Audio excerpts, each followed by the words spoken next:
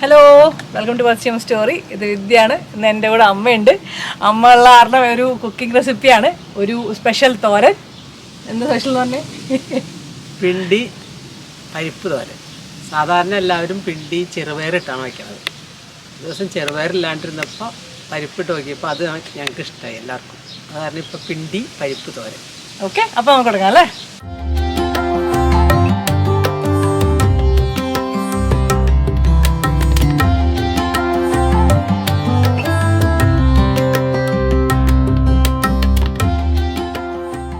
പിണ്ടി വാങ്ങുമ്പോൾ ഒരു കാര്യം പ്രത്യേകം ശ്രദ്ധിക്കാനുള്ളത്, മുറിച്ചിട്ട് കുറച്ച് ദിവസം ആയിരിക്കാൻ പാടില്ല, ഫ്രഷ് ആയിരിക്കണം. എന്ന് പറഞ്ഞാൽ ബ്രൗൺ കളർ ആവാൻ പാടില്ല, ഇതേപോലെ വൈറ്റ് ആയിരിക്കണം.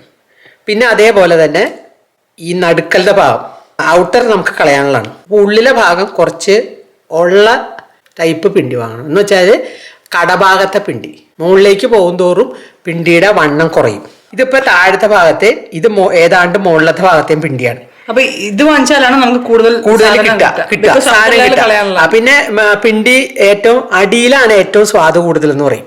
അപ്പൊ മുകളിലേക്ക് പോകുമ്പോൾ അതിൽ ഫൈബർ കൂടുതലായിരിക്കുന്നോ ആളാണെന്ന് തോന്നണത് എനിക്ക്.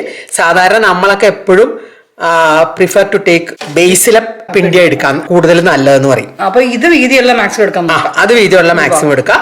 പിന്നെ ബ്രൗൺ കളർ ആവരുത്, നല്ല വൈറ്റ് ആയിരിക്കണം. ഇതൊക്കെ കുറച്ച് ദിവസം ഇരിക്കും തോറും ഇവിടെ ബ്രൗണിഷ് ആവും. അത് പഴയ പിണ്ടിയാണെന്നാണ് അർത്ഥം. അത് എടുക്കരുത്. ഇത്രയും പിണ്ടിക്ക് ഒരു വാളം പരിപ്പാലിട്ടു. അത് ഇത്തിരി നേരം വെള്ളത്തിൽ നേരത്തെ ഇട്ടു. എന്താണെന്ന് വെച്ചാൽ കുറച്ചുകൂടി വേഗം വേവുമല്ലോ, അതിന് വേണ്ടിയിട്ട്. അപ്പൊ ഇപ്പൊ ഒരു 15 മിനിറ്റ്സ് ഒരു 15-20 മിനിറ്റ്സ് ആയിട്ടുണ്ടാവും ഇപ്പൊ ഇതിട്ടിട്ട്.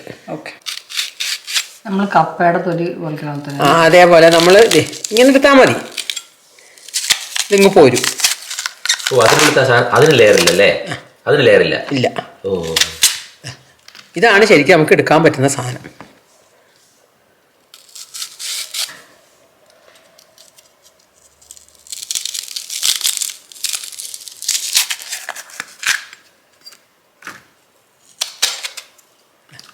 ക്ലിയർ ആയിപ്പോയി. ഇനി ഇത് നമ്മൾ ചെറുതായിട്ട് വട്ടത്തിൽ നുറുക്കിയിട്ട്, ഇതിൽ ചില പിണ്ടിയിൽ നിറച്ച് നാരുണ്ടാവും, ചിലതിൽ കുറച്ചേ ഉണ്ടാവുള്ളൂ. അപ്പോൾ അതനുസരിച്ചിട്ട് നമ്മൾ നാര് കയ്യിൽ ചുറ്റി എടുക്കും. അതെങ്ങനെയാണ് കാണിച്ചു തരാം.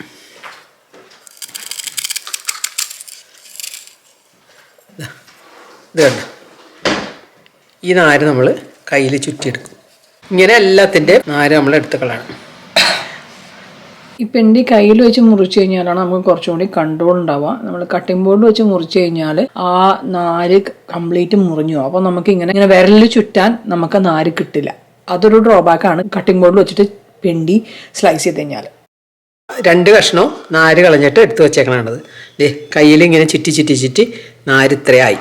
പിന്നെ കുറച്ചൊക്കെ ഇടയ്ക്കൊന്ന് വലിച്ചെടുത്തപ്പോൾ കിട്ടിയതാണ്. ഇതൊക്കെ കളഞ്ഞതാണ്, പുറത്തുള്ള സാധനങ്ങൾ. ഇനിയിപ്പോൾ ഇത് നമ്മൾ ചെറുതായിട്ട് അരിയണം.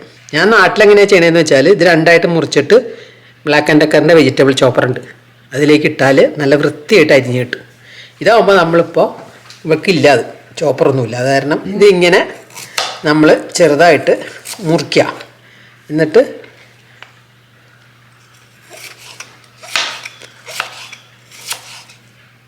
ഇത് കുറച്ച് പണിയാണ് ശരിയാക്കി എടുക്കാനായിട്ട്, പക്ഷെ നല്ല ടേസ്റ്റാണ് ഉണ്ടായി കഴിയുമ്പോൾ.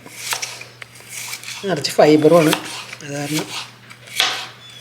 ഇനിയിപ്പോൾ ഇത് കുരുകുരാന്ന് അരിഞ്ഞു. തേങ്ങ റെഡിയാക്കിയിട്ടുണ്ട്. ഒരു വാളൻ കഷ്ടി ഇത്ര ഉണ്ടാവും. അതിൽ കുറച്ച് 2 നുള്ളി ജീരകം, 3 ചെറിയ ഉള്ളി, 5 പച്ചമുളക്, മഞ്ഞളും ഉപ്പിട്ട് ഉപയോഗിക്കണുള്ളൂ, വേറെ മുളക് പൊടി ചേർക്കുന്നില്ല. അത് കാരണമാണ് 5 പച്ചമുളക് എടുത്തേക്കണത്. നമ്മൾ നേരത്തെ കുതിർത്തി വെച്ച പരിപ്പും ഇത്രയും വലുതായി. അപ്പം പരിപ്പും നമ്മളിത് പിണ്ടിയും പരിപ്പും കൂടി വെക്കുമ്പോൾ ഇപ്പം ക്വാണ്ടിറ്റി നല്ല കറക്റ്റ് ക്വാണ്ടിറ്റി ആവും, ഇല്ലെങ്കിൽ കുറവായിരിക്കും. ഈ കുതിർത്തി വെച്ചുകൊണ്ട് ഒരേ വേവായിരിക്കും. വേവും. പിണ്ടിക്ക് കുറച്ച് വേവുണ്ട്, വേണമെങ്കിൽ കുക്കറിൽ വെച്ച് വേവിക്കാം ഇത്. അപ്പോൾ പരിപ്പിടുമ്പോൾ പരിപ്പ് ചിലപ്പോൾ നല്ലോണം വെന്തു പോകും. അതാണ് കുക്കറിലെ ഒരു പ്രശ്നം. ഒരു 3/4 കപ്പ് വെള്ളം എടുത്തിട്ടുണ്ട്, അത് ഒഴിക്കുകയാണ്. എന്നിട്ട് മഞ്ഞളും ഉപ്പും ഇട്ടിട്ട് വേവിക്കാം. മഞ്ഞൾപ്പൊടി ഇട്ടു, കുറച്ചിട്ടാൽ മതി. ഉപ്പ് കുറച്ചിട്ടിട്ടുണ്ട്. പിന്നെ നമുക്ക് വേണമെങ്കിൽ ആവശ്യത്തിന് ചേർക്കാം. അടച്ചു വെച്ചിട്ട് വേവിക്കാണല്ലേ? ഇത് ജസ്റ്റ് ഒന്ന് ചതച്ചെടുക്കാം. ഇതൊന്ന് മിക്സിയിലിട്ടൊന്ന് ചതച്ച് നമുക്ക് റെഡിയാക്കി വയ്ക്കാം. അപ്പോഴേക്കും ഇത് വേവട്ടെ. ഇടയ്ക്കൊന്ന് ചെക്ക് ചെയ്യണം വെള്ളം വറ്റിപ്പോയെന്ന് അറിയാൻ വേണ്ടിയിട്ട്. ഇതിപ്പം പകുതി വെന്തതായില്ലേ? പകുതി ഒന്ന് തോന്നി. കുറച്ചേരം കൂടി എന്താ മതി, പകുതിയല്ല, ഇനി കൂടുതൽ വെന്തക്കണം. അടിയിൽ കുറച്ച് വെള്ളമുണ്ട്, നമ്മൾ വേറെ എക്സ്ട്രാ വെള്ളം ആഡ് ചെയ്യുന്നില്ല അല്ലേ? ഇല്ല, കണ്ട കുറച്ച് വെള്ളമുണ്ട്, അത് മതി. സിമ്മിൽ കിടന്ന് വെന്താൽ മതി. ഇതിൽ കൂടുതൽ വെള്ളം ഒഴിച്ച് കഴിഞ്ഞാൽ കുഴഞ്ഞു. കണ്ടോ വെള്ളം കാണുന്നത്? വെള്ളമൊക്കെ വറ്റി വാങ്ങി വെച്ചേക്കാണിത്. അത് പ്രത്യേകം ശ്രദ്ധിക്കേണ്ടത് എന്താണെന്ന് വെച്ചാൽ ഈ പരിപ്പിൻ്റെ ആ ഷേപ്പ് പോകരുത്. ഒരുപാട് വെന്ത് കഴിഞ്ഞിട്ടുണ്ടെങ്കിൽ ഈ പരിപ്പ് ഷേപ്പൊക്കെ പോയി ഉടഞ്ഞു പോകും. ഇതുണ്ട്, പരിപ്പ് ഇങ്ങനെ കിടക്കണം, പരിപ്പായിട്ട് തന്നെ കിടക്കണം. കടുക് വറുക്കാനായിട്ട് 1 സ്പൂണ് വെളിച്ചെണ്ണ ചൂടായിട്ടുണ്ട്. പിന്നെ കടുക്,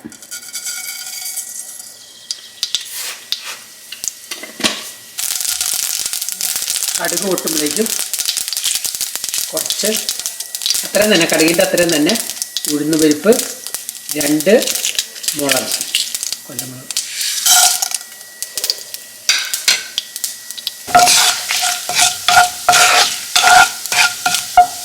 നല്ല കരിവേപ്പില.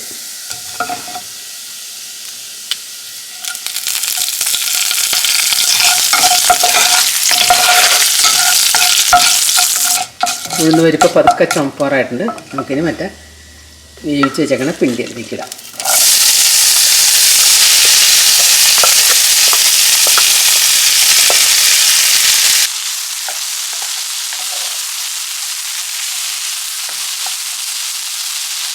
നമുക്ക് നമ്മൾ ചതച്ച് വെച്ച തേങ്ങ,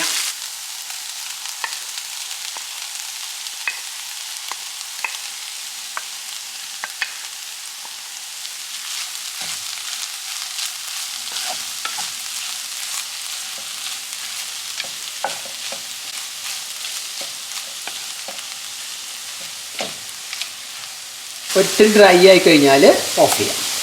ഒത്തിരി വെള്ളമുണ്ട് ചെറുതായിട്ട്. നമ്മൾ തോരൻ റെഡിയായി. നമ്മൾ തീ ഓഫ് ചെയ്തപ്പോൾ വീഡിയോ എടുക്കാൻ മറന്നുപോയി. ബട്ട് ഇതാണ് ഫിനിഷ്ഡ് പ്രോഡക്റ്റ്. അതിൽ യു ക്യാൻ സീ വെള്ളം കംപ്ലീറ്റ് വലിഞ്ഞിട്ടുണ്ട്. ക്വാണ്ടിറ്റി വൈസ് ഇതിലും കുറച്ചും കൂടി ഉണ്ട്. ഞാൻ വീഡിയോയ്ക്ക് വേണ്ടിയിട്ട് ഈ ഒരു പാത്രത്തിൽ എടുത്തു വെച്ചാണ്. നമ്മൾ ആ പരിപ്പിൻ്റെ ടെക്സ്ചറും നോക്കിക്കഴിഞ്ഞാൽ ഒന്നും ഉടഞ്ഞൊന്നും പോയിട്ടില്ല. സെപ്പറേറ്റ് ആയിട്ട് പരിപ്പിരിപ്പുണ്ട്. പിണ്ടി അതുപോലെ തന്നെ നല്ല ടേസ്റ്റി തോരനാണ്. അപ്പോൾ നിങ്ങളെല്ലാവരും ഉണ്ടാക്കി വെക്കുമെന്ന് വിചാരിക്കുന്നു. അപ്പോൾ അടുത്ത ആഴ്ച വേറെ വീഡിയോ കാണാം കേട്ടോ. Thank you for watching.